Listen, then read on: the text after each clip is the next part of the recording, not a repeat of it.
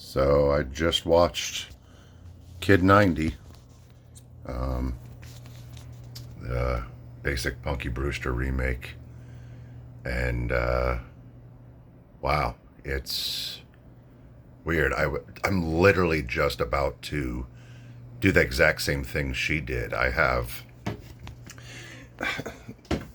all this stuff over here is memories, pictures, notes, letters, a little bit of this, a little bit of that, but all from my past that I feel needs to be documented. And I don't want it to go the way of nothing. I also haven't really gone through it and read them or, you know, dealt with some of that, whether or not memories are real.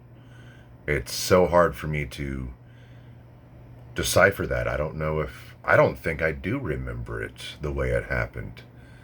I feel like everybody's going to have a different story. And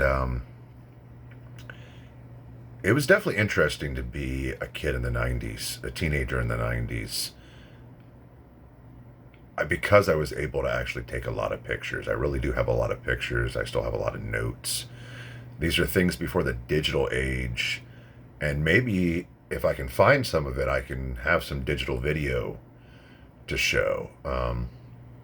But it's 2021. It's been 25 years, 26 years since I was a teenager. I mean, graduated high school in 1999, so that's not necessarily true per se, but it's been 20 years. And I know I feel old. I don't know if I actually look 40. If I had enough pictures of myself like Soleil Moon Frye did, it could be a different journey. So that's going to be after something I might have to reach out to people and decide what I want to show. And it's just going to be, it's literally what that documentary is going to be. It's going to be discussing memories, discussing past, discussing people that I've lost. And oh man, so many people I know have died from suicide, drug abuse, failed health. It's crazy. But if you were a street kid back in the 90s at all, if you were hanging out with the skaters and the punkers and the goth kids and the homeless people, the gutter punks, you might be able to understand what went through. But honestly, if you were a normal teenager, I guess you could say, and behaved yourself, then I don't think you could really grasp what occurred with certain aspects. I guess there's different lifestyles and everything, but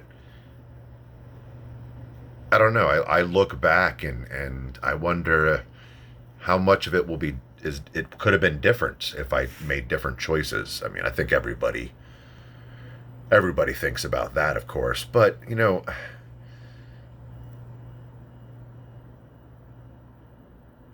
it's March 17th today, which is a very special, interesting day for me in my past. In 2005, I almost died from pneumonia. Went into the hospital on March 17th, 2005, and didn't get out of there until April 4th, where will be a story for another time. But my friend Brian, a few years ago, I want to say 4 years ago now, 5 years ago, God, maybe, I think it's been longer than that, 5, 6 years ago now, he got into a moped accident. He was hit and run, and he almost died. And that was March 16th going into March 17th. He was in the hospital for a couple days. And now, last night, my grandma slipped and fell and has been unconscious for 24 hours. Was intubated. They took her off of the intubation. She's breathing on her own. She's looking a little bit better, but she's still unconscious. So fucking March 17th. What a fucking goddamn day. I just needed to... I watched this today, and This documentary is weird because I literally was just about to do the same thing. I was gonna read letters. I was gonna read diaries from when I was a kid that I did actually have, or journals because I'm a dude. Whatever, they were diaries. And show pictures, and I was going to clip videos together, and it was going to be the same thing. Uh, except for mine would have continued. She her documentary kind of was just the '90s, which I have a little bit of that there, but I will be doing more from when I'm in my 20s, 30s. As I need to edit it all together. It's not that my life is all that super exciting and it needs to be told, that I should even have an autobiography.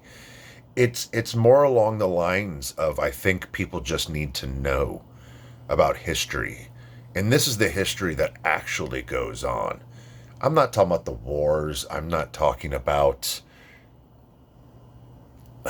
celebrity issues, because right now we got the shit going on with the royals, we're going with the corporations, and there's the pandemic, and there's all kinds of shit going on right now in 20 to 2021. But regardless of that, I think with the advent of TikTok, with YouTube, with all of this, being everybody being able to basically be their own content creator, it's gonna open people's eyes, and I think it's already started to do that. But it's nice because you're seeing different points of view, you're seeing similarities with certain people that you never thought that you would actually have a similarity with.